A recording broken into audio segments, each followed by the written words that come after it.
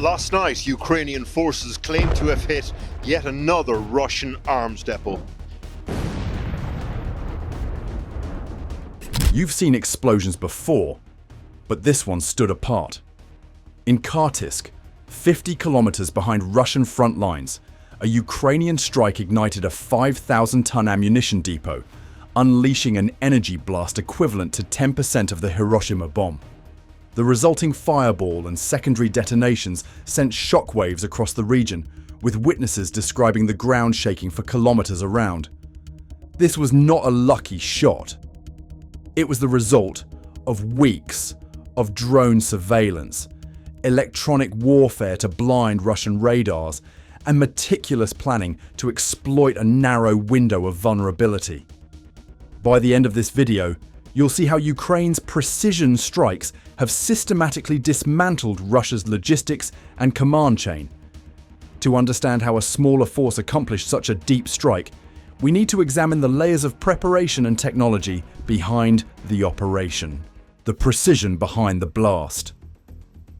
How Ukraine hit 50 kilometers behind enemy lines. At 4:30 a.m. on July 2nd, a series of explosions tore through the Kharkiv ammunition depot, situated 50 kilometers behind Russian front lines in Donetsk. The site, containing 5,000 tons of ammunition, was a critical logistical hub for Russian artillery operations. Ukraine's decision to target this depot with 6 M31A1 rockets launched from American-made HIMARS systems demonstrated a clear intent to cripple Russian supply lines deep within occupied territory using precision and timing rather than brute force. The depot was heavily fortified. Russian engineers had constructed multiple layers of defense, including P-18 spoon-rest early warning radars and TORM-2 air defense batteries, creating a perimeter designed to detect and neutralize any aerial threat within seconds. Yet, Ukraine's strike teams found a way through. 2 minutes before launch, Ukrainian electronic warfare units employed saturated frequency noise to jam the Russian radars, effectively blinding the TORM-2 batteries and clearing a path for the incoming missiles. This disruption was coordinated to coincide with the launch window, ensuring the missiles remained undetected until impact. The choice of the M31A1 GMLRS missile was deliberate. Each missile carries a 91-kilogram steel preformed warhead engineered for maximum effect against hardened targets.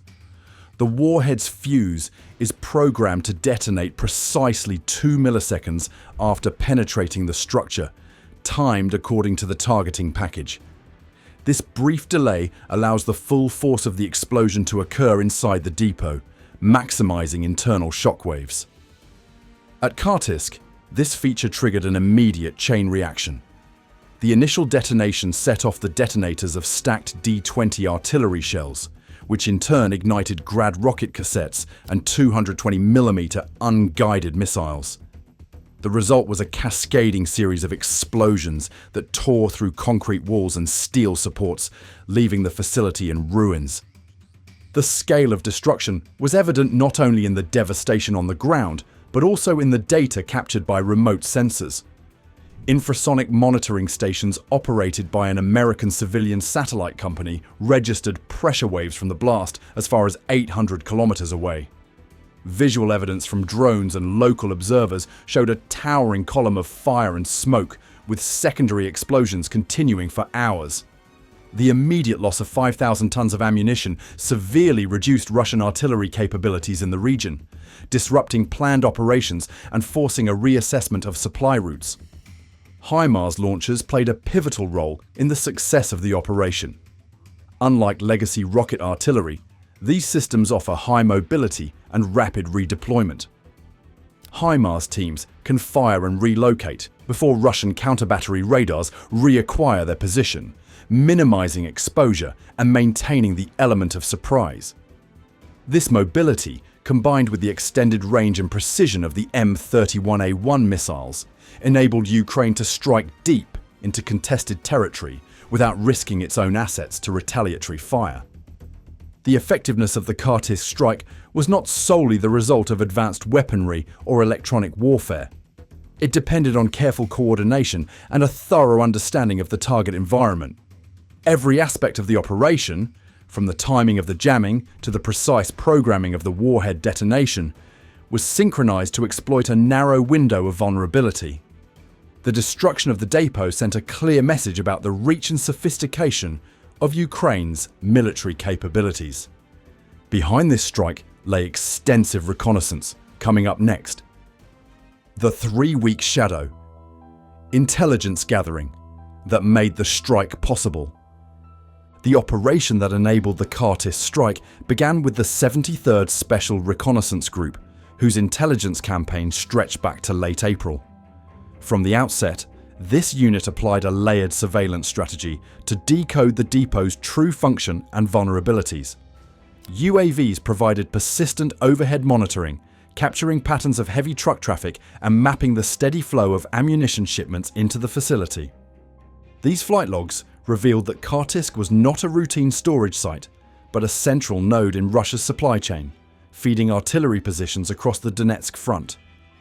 Thermal imaging became critical as the surveillance entered its second month. By mid-June, drones equipped with thermal cameras detected active cooling systems deep inside the depot. This detail was significant. Cooling systems are only engaged when ammunition stockpiles reach critical mass, both to prevent accidental detonation and to ensure munitions remain operational. The presence of sustained cooling confirmed that Kartisk was operating at or near full capacity, with thousands of tons of shells and rockets held in readiness for Russian forces. This intelligence gave planners a clear sense of the depot's strategic value and the scale of impact a successful strike could deliver. Still, the 73rd Group's analysts needed to verify and refine their findings to avoid Russian deception. The team turned to the EU Sentinel-1 synthetic aperture radar satellites, which offered a unique vantage point.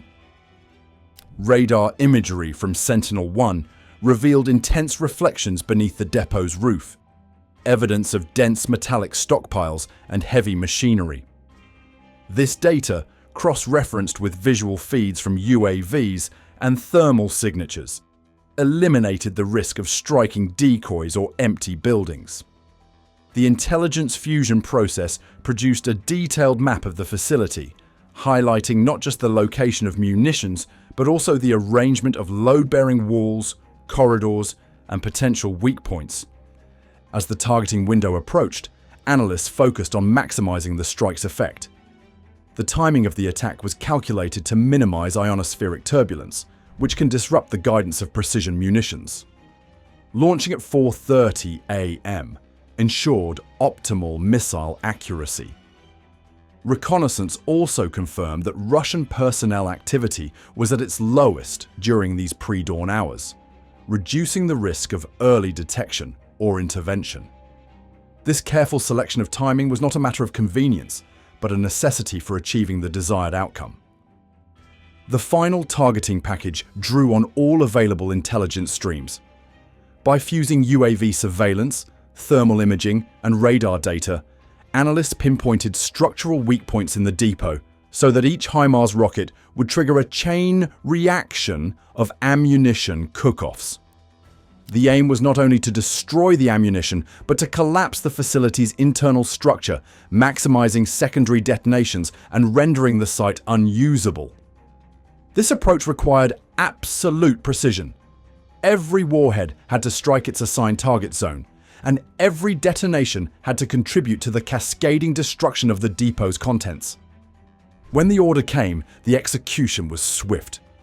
Within moments of impact, the depot erupted in a series of explosions that far exceeded the initial blast. Secondary detonations ripped through ammunition stacks, igniting a firestorm that consumed the building's concrete and steel frame. The scale of destruction was the direct result of weeks of painstaking intelligence gathering and validation, a process that left little to chance. That intelligence-led strike didn't just destroy a depot. It broke the backbone of Russia's artillery on the Donetsk front. Here's how the battlefield shifted. The domino effect, disrupting Russia's artillery and logistics. Within minutes of the Kharkiv depot's destruction, shrapnel forced the Donetsky-Lovez railway line to close for 7 hours. This key artery was responsible for moving supplies and equipment to Russian forces in eastern Ukraine. The immediate shutdown created a bottleneck that rippled through the entire logistics network, delaying deliveries and forcing planners to seek alternate routes. What began as a localized disruption quickly magnified, with the loss of a single depot exposing the fragility of Russia's supply chain. The Kharkiv facility itself was more than just a storage point. As a fifth-class regional ammunition depot under Soviet classification, it routinely held up to 5,000 tons of artillery shells, Grad rockets, and other munitions. Field observers had documented an average of 60 trucks unloading daily, most carrying 152mm shells and 122mm rockets, essential for the sustained artillery barrages that defined Russian tactics on the Donetsk front. The destruction of this stockpile left a gap that could not be easily filled. Instead of relying on a central hub, Russian logisticians now faced the task of piecing together supply from smaller, scattered depots, a process that consumed time and resources. The operational consequences became clear in the days that followed. Prior to the strike, Russian batteries in Donetsk averaged about 5,000 artillery rounds fired daily, supporting both offensive maneuvers and defensive fire missions. In the first week of July, Moscow's own frontline data recorded a drop to 3,900 rounds per day. This reduction was more than statistical. It translated to fewer suppressive barrages, less cover for advancing infantry, and a measurable decrease in pressure on Ukrainian defensive lines. Over a 15-day period after the strike, Russian batteries fired an estimated 12,000 to 15,000 fewer rounds than expected, resulting in a 20 to 25% reduction in artillery effectiveness. For Ukrainian troops, this meant more survivable positions and greater windows for counterattack. Russia scrambled to reroute supplies through smaller stores, stretching supply lines and increasing vulnerability to further strikes. The sudden shift in logistics forced longer transit times and exposed convoys to greater risk, while the need to identify and secure new storage points slowed the flow of ammunition to the front. Reports from the field described artillery commanders complaining of dry tubes, a direct result of the depleted stockpiles and delayed resupply. Each missed convoy and each empty gun position underscored the operational cost of losing a high-capacity depot. The timing of the strike amplified its impact. The attack came at the start of July, just as Russian units were reportedly preparing for a new offensive in the southern sector. With the loss of Kharkiv, operational calendars were thrown into disarray. Planned maneuvers had to be postponed or scaled back, as the resources needed to support large-scale advances were suddenly unavailable. The strategic blow extended beyond the immediate loss of munitions, undermining the ability to coordinate and execute complex operations across the front. Targeting logistics proved to be a force multiplier for Ukraine. Rather than focusing on frontline artillery pieces or infantry formations, Ukrainian planners struck at the infrastructure that sustained them. Ammunition. Stockpiles of this scale require months to build and only days to exhaust. Replacing them under fire is nearly impossible. By exploiting this vulnerability, Ukraine forced Russia into a reactive posture, with resources diverted from offensive action to patching logistical gaps and protecting remaining depots. The psychological effect of the strike was also significant. For Russian soldiers, every delayed shipment and every reduction in fire support was a tangible reminder of vulnerability. The sense of security provided by abundant ammunition evaporated, replaced by uncertainty about when the next resupply might arrive. On the Ukrainian side, the visible reduction in incoming fire boosted morale and allowed for more flexible defensive planning. The Kharkiv operation demonstrated that war is not won by firepower alone. but by undermining the systems that make sustained combat possible. By targeting logistics, Ukraine achieved a temporary but decisive shift in the balance of power on the Donetsk front. With Russia's firepower blunted, Ukraine set its sights on the command nerve center. Here's how they struck the 8th Army headquarters. Decapitating the Beast, Ukraine's strategy to cripple command and control. Disrupting an adversary's command structure is a calculated move that can have repercussions far beyond the immediate blast radius. On June 30th, Ukrainian forces executed a precision strike that severely damaged the Russian 8th Combined Arms Army headquarters in Donetsk. This operation was a clear demonstration of Ukraine's ongoing strategy to systematically degrade Russia's command and control capabilities, aiming not just for tactical victories but for long-term operational paralysis. The Donetsk headquarters served as a central node for Russian military leadership, coordinating troop deployments, electronic warfare, and artillery targeting across the southern front. Penetrating such a fortified and essential facility required more than just advanced weaponry. High-res satellite photos, tapped signal emissions, and frontline spotters pinpointed the HQ's key communication nodes and generator units, providing Ukrainian planners with a detailed map of vulnerabilities. This intelligence fusion allowed for the identification of the main operations room, critical antennas, and backup power systems, all vital to the headquarters' ability to function as a command hub. Analysts selected the timing of the strike with precision. The attack was synchronized to coincide with a period of peak activity, when communication systems and electrical generators were fully engaged. By striking at this moment, Ukrainian forces maximized the blackout effect, ensuring that the destruction would not only sever physical infrastructure, but also paralyze ongoing operations. The goal was to amplify the disruption, leaving Russian command unable to coordinate responses or relay orders during a critical window. The strike itself unfolded in a tightly coordinated sequence. The initial salvo of HIMARS rockets struck the building's main communication and command room, disabling the core of Russian operational planning. Follow-up strikes targeted external antennas, generator units, and signal relay centers, systematically dismantling the headquarters' ability to transmit and receive information. Within minutes, the facility's command links to field units were cut, and backup systems were rendered inoperable. The result was not just structural damage, but a comprehensive breakdown in the center's ability to function as a nerve center for Russian forces in the region. The impact of this operation was felt immediately and lingered for days. Ukrainian military officials reported that the strike seriously disrupted Russian operational planning for days, not hours. Analysts observed coordination breakdowns across the southern Donetsk sector, as fragmented command lines introduced critical delays and conflicting orders. The loss of centralized control forced Russian units to operate with incomplete information, slowing their ability to react to Ukrainian maneuvers and compounding the effects of earlier logistical disruptions. These command center strikes have an outsized influence relative to their physical footprint. Headquarters facilities are more than just administrative buildings. They are the intersection where technology, personnel, and strategy converge. When these nodes are taken offline, the consequences ripple through every layer of the military apparatus.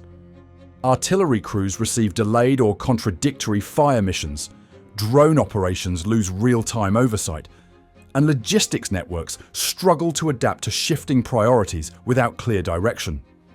The aftermath of the Donetsk strike compounded existing shortages and miscommunications, further eroding Russia's ability to sustain coordinated operations along the front. Ukraine's approach follows a deliberate pattern, systematically targeting the infrastructure that underpins the Russian war effort.